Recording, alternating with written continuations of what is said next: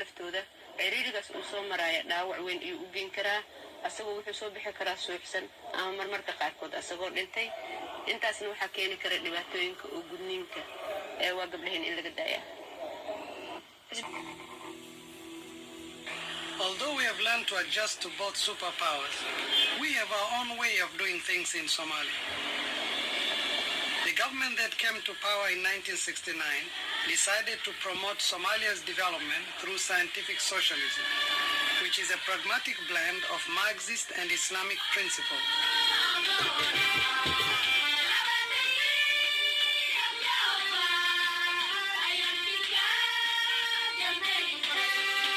It promised to radically change the lives of everyone, especially the children, who are not only encouraged to sing revolutionary songs, but were recruited into learning new skills that would help us all build a better Somalia.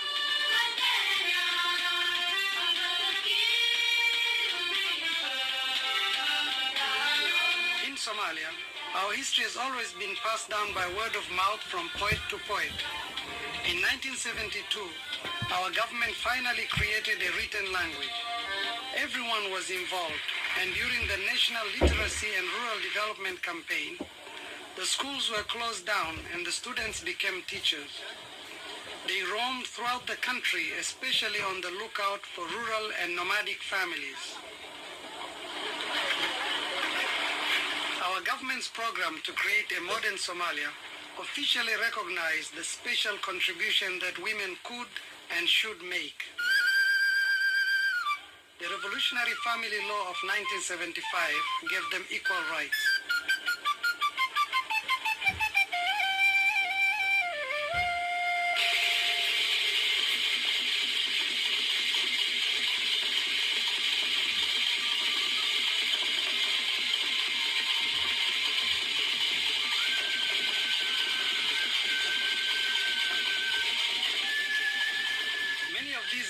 In our National Dance Theatre in Mogadishu began life in a nomad camp. Now they are eager to step out in a new way of life, and the family law will allow them to look for a partner on equal terms.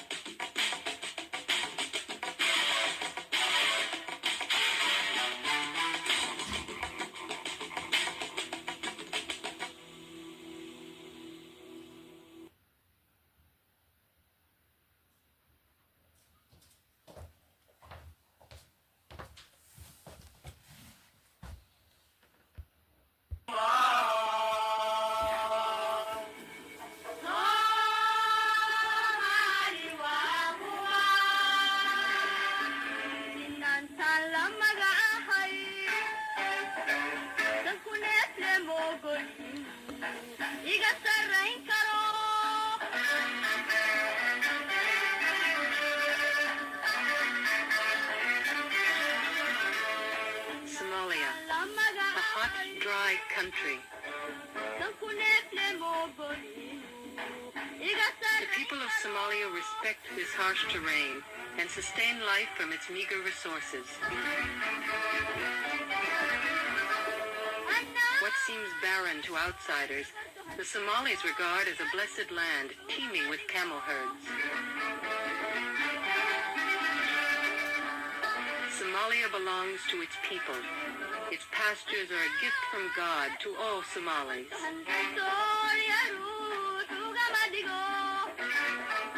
Somalia straddles the Red Sea and Indian Ocean in the northeast corner of Africa.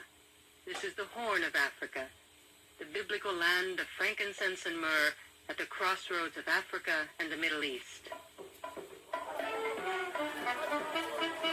There are 4 million Somalis and 6 million camels in Somalia. Over half of these people are nomads, the rest farmers and city dwellers.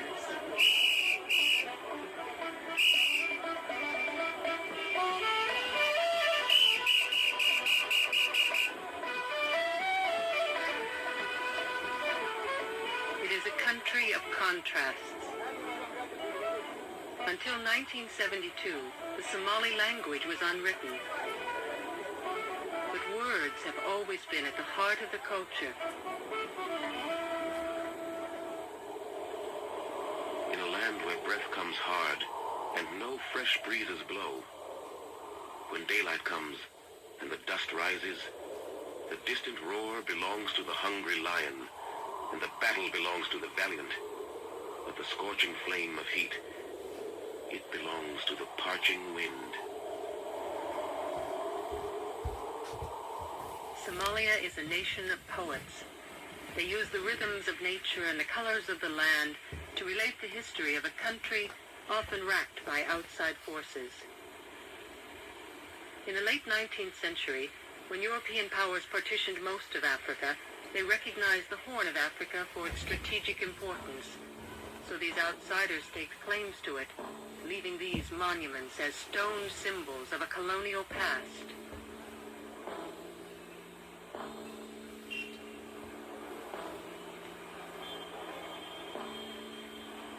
In the Horn, Britain, Italy, and France joined the ancient African empire of Ethiopia in dividing up vital Somali grazing lands. For Somalia, the time is ripe for someone to lead this nomadic society, suddenly faced with intruders intent on colonizing them. Somalis are a religious people.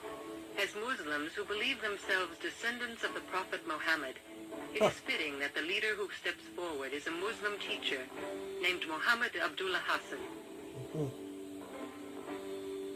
In 1895, Muhammad Abdullah Hassan returns to Somalia from the holy city of Mecca, bringing with him a clear vision of the power of simple faith. He is considered a Sayyid, or Holy One.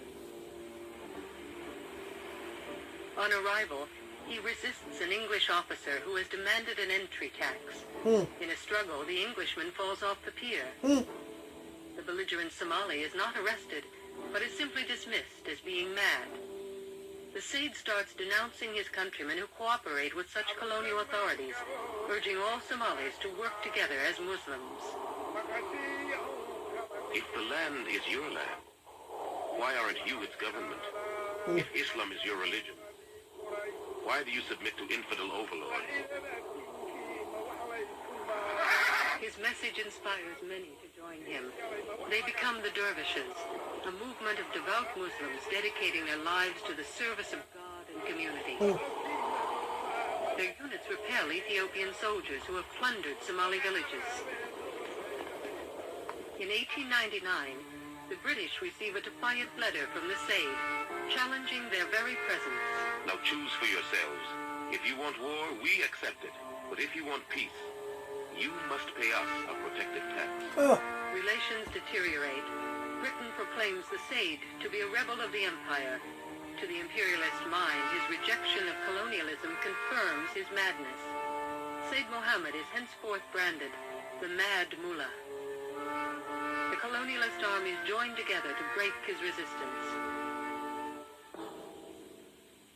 The British mount numerous expeditions against the Somali dervishes, mobilizing a multinational force of Asians, Europeans, and other Africans. Both sides suffer heavy casualties. A stalemate results. The Mad Mullah makes headlines in Britain.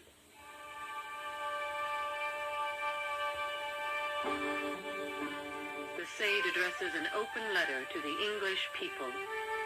I wish to rule my own country and protect my own religion. We have both suffered in battle. I have no forts, no houses, no cultivated fields, no silver or gold for you to take. All you can get from me is war, nothing else. If you wish peace, go away from my country to your own.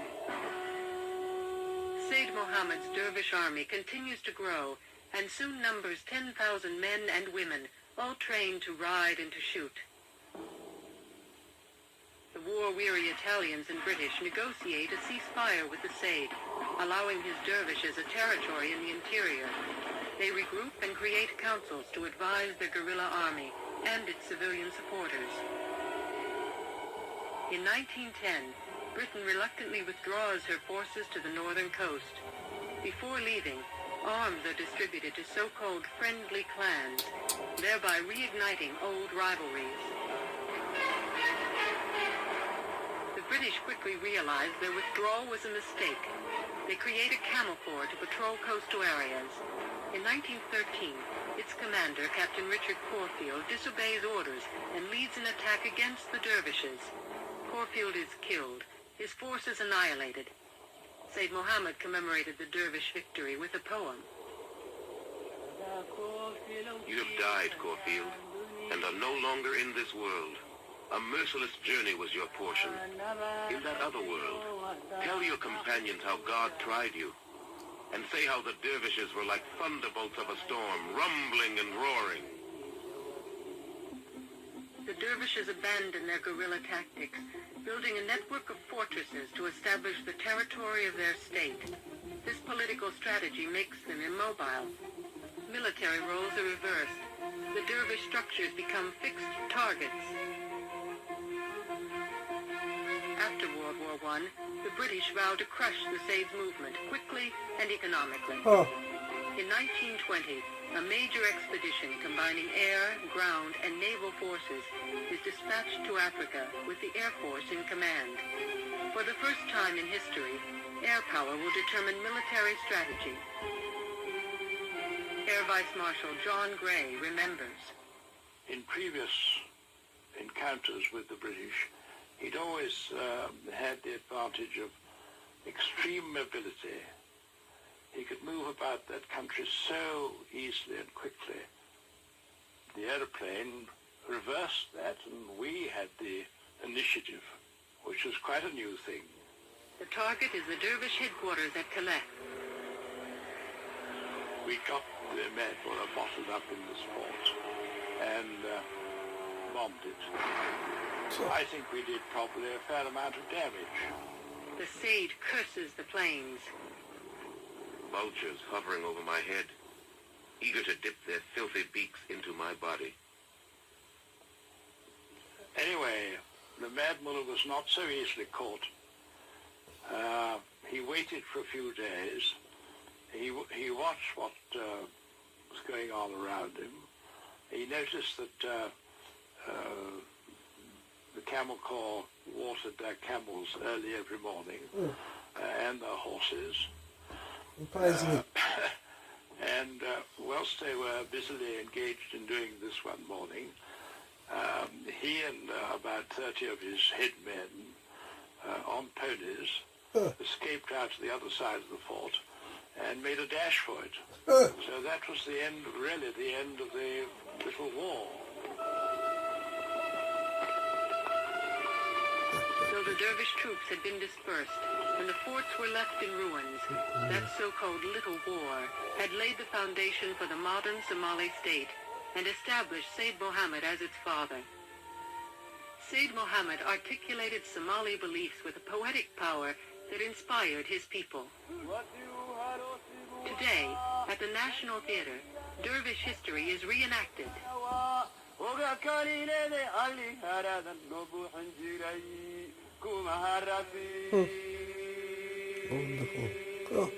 For Somalis, poetry is a public art, the expression of their culture, valued above all else.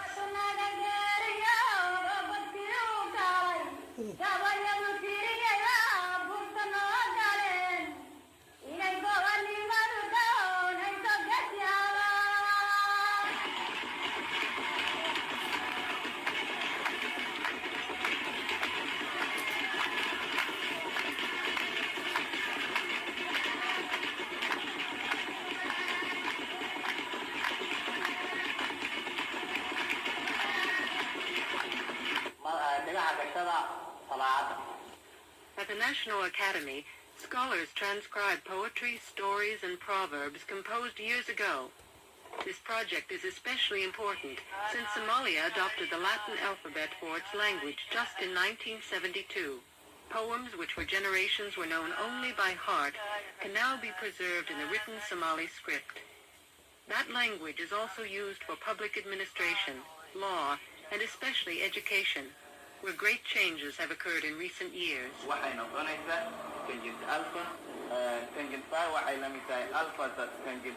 Despite some opposition within this patriarchal society, many girls now seek formal education.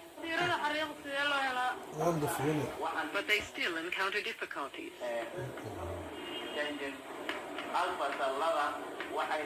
Dahabo Farah is a dean at the Somali National University. In the Somali society, it's very important for a woman to get married because it's very difficult for a woman to live as an independent person. There is this pressure, and they are not encouraged generally to, be educated.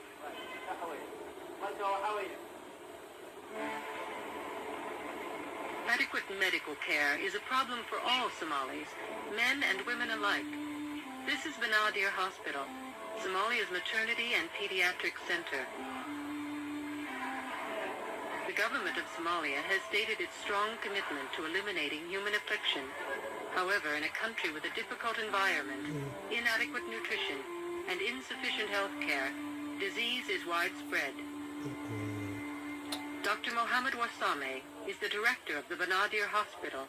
The problem for women, like other countries, so women in pregnancy, mostly they are suffering anemia, malnutrition, high blood pressures, and eclampsia. It's a common problem which we have.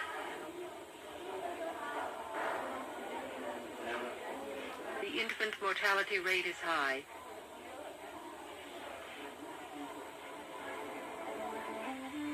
Even though much progress has been made with the help of the doctors of many nationalities who work here, and the extent of medical care now reaches beyond city limits, Somalia still faces enormous medical problems.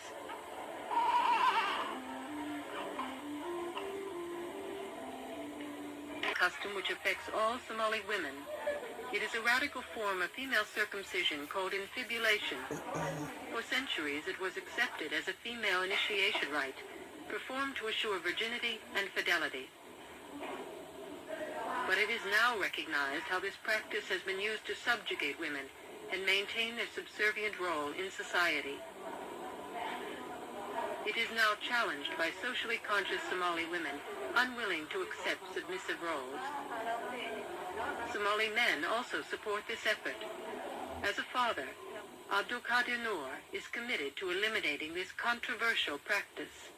My wife is insisting very much that I must circumcise all my children, and that I will not accept. This is very much the biggest problem I'm facing from my family, and especially from my wife and my sisters, and I think this is going to be a war that is going to continue for a very long time, but I'm sure I'll win it. Rakia Haji Duale heads the Somali Women's Organization and has written an important study on infibulation. Without circumcision, the girl will not be accepted by the society. And mothers and grandmothers, out of same belief on the physical and moral benefits of the operation, they do it on their girls because it's the only thing which can guarantee the girl's economic and social and marriage security.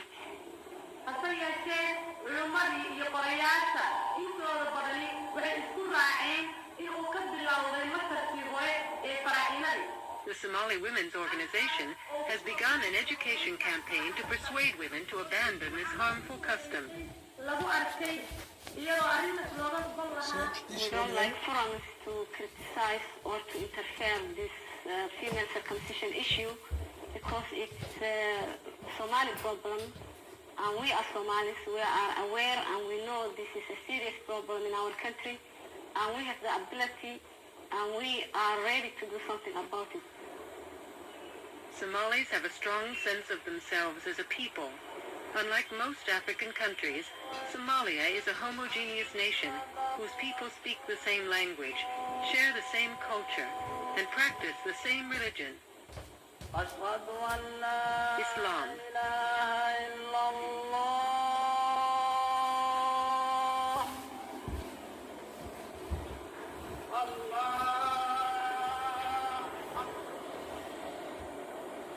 غير المغضوب عليهم ولا الضالين